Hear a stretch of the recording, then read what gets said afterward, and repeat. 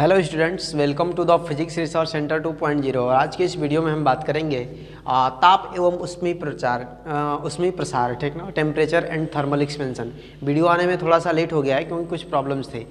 अब वीडियो मिलते रहेंगे आपको। चलिए समझते हैं टेम्परेचर एवं उष्मीय प्रसार। ये ताप क्या होता है, किस तरीके से होता है, ठीक ना। आपके दैनिक जीवन में बहुत सारे ऐसे उदाहरण होंगे जो आपके समक्ष होंगे। जैसे एक सिंपल सा उदाहरण, जब आप डॉक्टर के पास जाते होंगे, आपको ज़्यादा बुखार हो जाता होगा तो आपका टेम्परेचर देख के थर्मामीटर में लगा के देखता होगा, मुंह में डाल के। अरे आपके मुंह में नहीं, अरे अपने मुंह में नहीं, आपके मुंह में डाल के देखता होगा, ठीक ना। तो कहने का मतलब यही है कि उसमें अब वो रीडिंग पड़ता है 98 नहीं 99, 100 पहुँच गया, ठीक ना। तो इस तरीके का बिहेवियर, तो जब 100 पहुंच जाता है तो आपको इंजेक्शन वगैरह देना पड़ता है, और 101 होता है तभी भी देना पड़ता है। अब समझते हैं कि ये सब चीज़ें क्या हैं, किस तरीके से ताप पर निर्भर करती हैं। चलिए समझते हैं आज के इस वीडियो में। सबसे पहले मैं ताप के बारे में बताना चाहता हूँ कि ताप क्या चीज़ है। जैसे सिंपल लैंग्वेज में हम ये कहें तो आप जब घर पर खाना बनता होगा और कुछ समय बाद वो ठंडा हो जाता है, आप पानी को गर्म करते पहले ठंडा रहता होगा, फिर पानी को जब गर्म करते हैं तब वो क्या हो जाता है कि गर्म हो जाता है।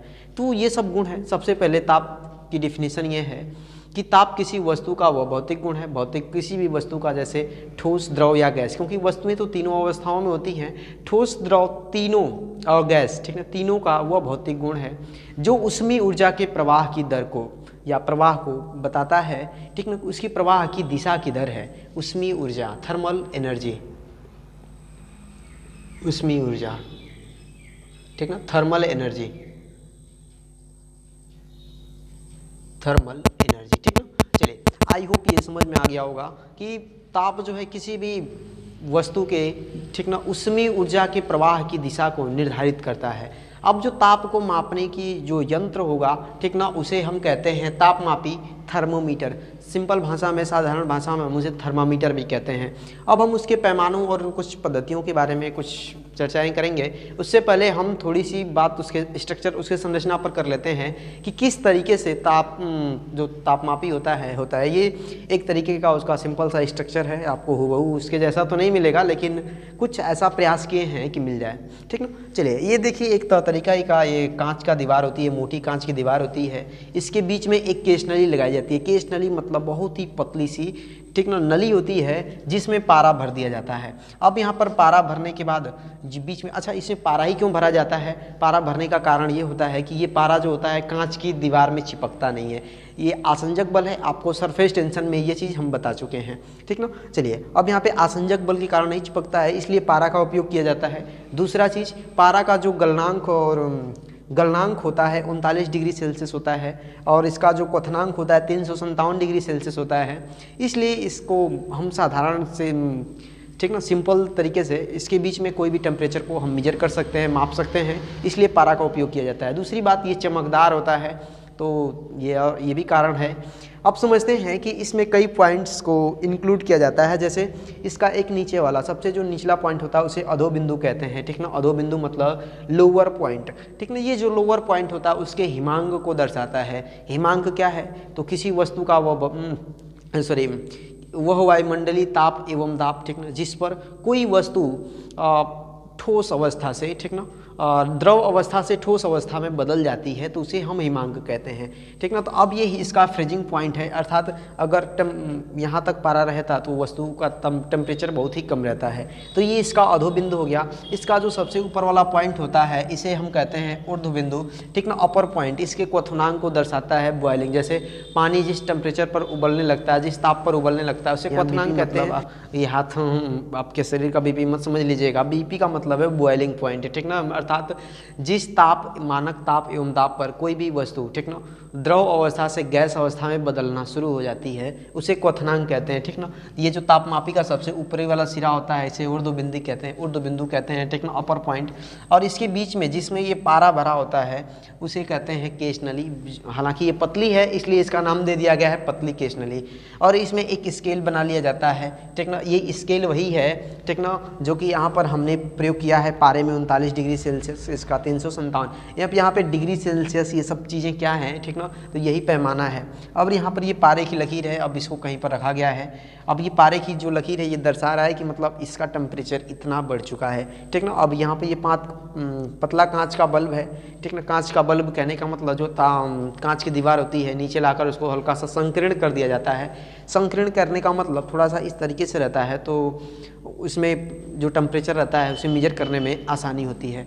तो आई होप ये सब चीज़ें समझ में आ गया होगा। अब हम कुछ चीज़ें ताप मापने की जो पद्धतियां हैं, जैसे सेल्सियस, फ़ारेनहाइट, र्यूमर और केल्विन है, इसके बारे में चर्चा कर लेते हैं और इसके क्या संबंध है चलिए समझते हैं ताप के पैमाने, ठीक ना। ताप के पैमाने अर्थात स्केल ऑफ टेम्परेचर, आप कैसे इस टेम्परेचर को मेजर करते हैं, किस तरीके से, जैसे वहाँ पे डिग्री सेल्सियस, फ़ारेनहाइट, ठीक ना, और केल्विन, र्यूमर, ये सब 4 पैमाने हैं आधार तरीके पर जिसे आजकल हम लोग प्रयोग करते हैं। फ़ारेनहाइट का प्रयोग आपके डॉक्टर वाले थर्मामीटर में होता है कि डॉक्टर लोग थर्मामीटर में कैसे करते हैं, ठीक ना। चलिए पहले समझ लेते हैं कि पैमाने, ये जो सेल्सियस पैमाना था, इसे सेल्सियस नामक वैज्ञानिक से 1742 ईस्वी में प्रस्तुत किया था।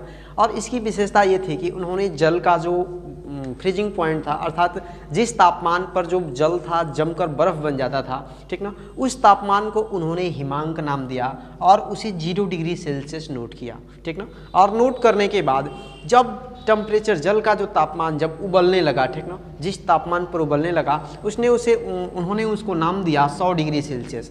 तो एक 0, ठीक ना, जब ध्यान समझिएगा, जो जमने वाला पॉइंट था उसे 0 और जो उबलने वाला पॉइंट था उसे 100 डिग्री सेल्सियस माना, 100 माना, ठीक ना।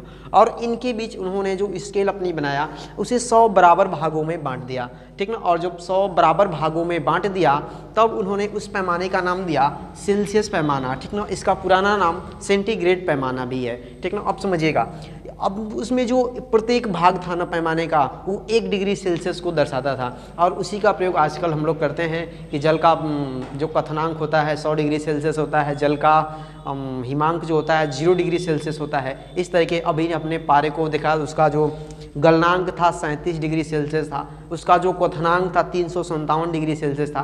तो हम इस तरह की चीज़ों में प्रयोग करते हैं। क्या आप कभी कल्पना करते हैं डॉक्टर जो आपको बताता है आपका शरीर का तापमान की 98.4 है या 98.6 है, ठीक ना, क्या आप कभी उसको डिग्री सेल्सियस में कर सकते हैं? ऐसा कुछ भी नहीं, क्योंकि आपका जो शरीर का तापमान होता है सेल्सियस पैमाने की बात करेंगे तो उसमें 37 डिग्री सेल्सियस होता है और फ़ारेनहाइट पैमाने की बात करेंगे तब वहाँ पर कितना होता है कि 98.4 डिग्री फ़ारेनहाइट होता है आपके शरीर का तापमान, ठीक ना। अब समझिएगा, ये स्वस्थ व्यक्ति के मानव का तापमान है, कोई बीमार रहेगा तो उसके शरीर का तापमान और भी ज़्यादा रहेगा, ठीक ना। अब समझिएगा दूसरा चीज़, फ़ारेनहाइट पैमाना को इसे वैज्ञानिक फ़ारेनहाइट ने दिया था। ये सभी लोग थे ना अपने नामों पे पैमाना बना दिए थे, ठीक ना। अब जो इन्होंने जल का जो क्वथनांक को नोट किया, ठीक ना, उसे अपने जो पैमाना बनाया फ़ारेनहाइट, उस पर 32 डिग्री फ़ारेनहाइट पर नोट किया हिमांक को, ठीक ना। और जो इसका क्वथनांक था उसे 212 डिग्री फ़ारेनहाइट पर नोट किया। और नोट करने के बाद इन्होंने अपने पैमाने को 180 बराबर भागों में बांटा था। कितने बराबर भागों में बांटा था? 180 बराबर भागों में, और उसमें से जो प्रत्येक भाग था वो 1 डिग्री फ़ारेनहाइट को दर्शाता था, ठीक ना। तो आई होप ये फ़ारेनहाइट पैमाना समझ में आ गया होगा। हाँ, दूसरा बात, जो डॉक्टर वाला थर्मामीटर होता है, ठीक ना, उसका संरचना थोड़ा सा डिफरेंट ये होता है कि जैसे अभी हमने आपको तापमापी को बताया था, ठीक ना, बीच में ये केस नली होती है और यहाँ पर ये इसका ये बल्ब होता है, ठीक ना, इस तरीके से करके इसका जो बल्ब, अब यहाँ पर हल्का सा डॉक्टर वाले थर्मामीटर में मोड़ ला दिया जाता है। ऐसा इसलिए किया जाता है ताकि आपके मुंह में थर्मामीटर को डाला जाता है और जब थर्मामीटर को निकालते हैं तो पारा कहीं फिसल के नीचे ना चला जाए, तो हल्का सा संकीर्ण कर दिया जाता है जिससे पारा उसी में टिका हुआ रहे और हम उसकी रीडिंग को आसानी से पढ़ लें, ठीक ना। तो डॉक्टर वाले पैमाने में दूसरा डिफरेंट ये होता है, लेकिन समझिएगा उसमें जो पैमाना होता है 92 से 110 के बीच में ही लिया जाता है, ठीक ना। उसका जो न्यूनतम पॉइंट होता है, ठीक ना, अधो बिंदु 92 डिग्री फ़ारेनहाइट होता है और जो उसका ऊर्ध्व बिंदु होता है 110 डिग्री फ़ारेनहाइट होता है। क्योंकि डॉक्टर के थर्मामीटर में अब मनुष्य के शरीर का तापमान है, ठीक ना, 110 जाएगा तो बचबे कहाँ करेगा। ऐसे तो 102 जाने पर लोगों की हालत ख़राब हो जाती है, बिस्तर पकड़ लेते हैं, ठीक ना। तो आप इसके बीच में टेम्परेचर को माप सकता है 92 डिग्री फ़ारेनहाइट से 110 डिग्री फ़ारेनहाइट डॉक्टर वाला थर्मामीटर, ठीक ना। और इसमें जो फ़ारेनहाइट वाला पैमाना है वो 32 डिग्री फ़ारेनहाइट लोअर पॉइंट से लेकर, ठीक ना, और जो इसका अधिकतम पॉइंट 212 डिग्री फ़ारेनहाइट अर्थात 180 बराबर भागों में विभाजित होता है। तो आई होप समझ में आ गया होगा। अब समझते हैं जो र्यूमर पैमाना है, इसे वैज्ञानिक र्यूमर ने दिया था। इन्होंने जस्ट जो जल का हिमांक था उसे 0 डिग्री र्यूमर माना और जो जल का क्वथनांक था उसे 80 डिग्री र्यूमर माना, ठीक ना, और उसे 80 बराबर भागों में बांटा था। तो इनका भी पैमाना है, ठीक ना।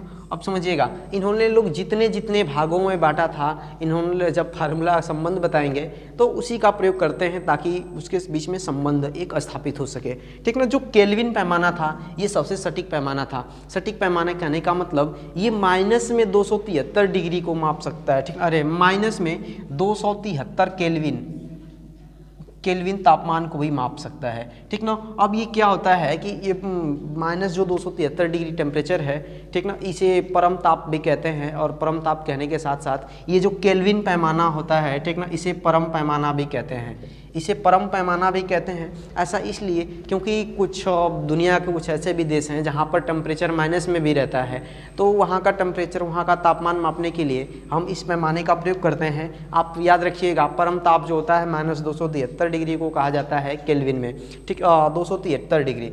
अब यहाँ पे जो केल्विन वाला पैमाना था ना, ये सबसे सटीक है। सटीक पैमाना ये है कि नेगेटिव भी तापमान को माप सकता है, अधिकतम ज़्यादा टेम्परेचर को वही माप सकता है। चलिए अब इस तीनों चारों पैमानों में संबंध देख लेते हैं, किस तरीके से एक दूसरे से संबद्ध होते हैं, ठीक ना। अगर बात करेंगे सेल्सियस पैमाना की तो ये C/100 होता है। क्या होता है? C/100। अब C/100 क्यों होता है? अब इसलिए क्योंकि जो सेल्सियस पैमाना था उसे 100 भागों में बांटा था वैज्ञानिक सेल्सियस ने, तो इसे C/100। अब इसके बराबर कहने का मतलब सभी को एक बराबर में, अर्थात कितने डिग्री पर कौन सा होगा, ठीक ना। तो अब यहाँ पे जो 32 से लेकर कितना स्टार्ट किया था, 212 स्टार्ट किया था, ठीक ना। 32 से स्टार्ट किया था, इसका स्टार्टिंग पॉइंट था, ठीक ना। और जो लास्ट पॉइंट, इसे 180 बराबर भागों में बांटा था, तापमान 180। र्यूमर को 80 बराबर भागों में बांटा गया था, तब यहाँ पर R/80 हो गया। जो केल्विन वाला पैमाना था उसे 100 बराबर भागों में बांटा गया था, ठीक ना, तब ये यहाँ पर क्या हो गया कि अपान में 100। तो ये इन चारों में संबंध है। आप गणना भी कर सकते हैं, जैसे आपको एक कैलकुलेशन के थ्रू मैं दिखाना चाहता हूँ कि मानव के शरीर का जो टेम्परेचर है उसे किससे हम बदल सकते हैं, ठीक ना। चलिए, मानव के शरीर का जो तापमान होता है स्वस्थ मनुष्य का, वो 37 डिग्री सेल्सियस होता है। कितना होता है? 37 डिग्री सेल्सियस होता है। जब हम इसे फ़ारेनहाइट में बदलेंगे तब ये कितना होगा? तो फार्मूले का यूज करेंगे, C/100 is equal to F minus में 32/180। अब C बराबर में कितना है फ्रेंड? 37 है, तो यहाँ पर हम 37 प्रयोग करेंगे और रख देंगे। 37/100 हो गया, इधर F माइनस में 32 और अपान में 180 हो गया। एक जीरो से एक जीरो को उड़ा दिया जाए, और उड़ाने के बाद अब यहाँ से मल्टीप्लाई करते हैं, तो इधर इसका मल्टीप्लाई होगा, इधर इसका मल्टीप्लाई होगा, तो 37 गुणा में 18 हो जाएगा। इधर कितना हो जाएगा? 10F और माइनस में 320। अब इसका हम गुणा करा लिए, ठीक ना। तो गुणा कराने पर ये कितना होगा? 18 7 126, 12 18 दिया 54, और 54 और 12 कितना हो जाएगा? 54, ठीक ना। 54 10 64 और 64 2 66, ठीक ना। ये 666 हो गया, इधर 10F हो गया, और माइनस में 320। जब हम इसमें ऐड कर देंगे, इसको लाकर इधर 10F इज इक्वल टू, इसमें ऐड करेंगे तो ये 6 और 6 2 8 और 6 3 9, और इधर F इज इक्वल टू हो जाता है 986/10। और जब इसे हम डिवाइड करते हैं तो 98.6 डिग्री फ़ारेनहाइट आता है, ठीक ना।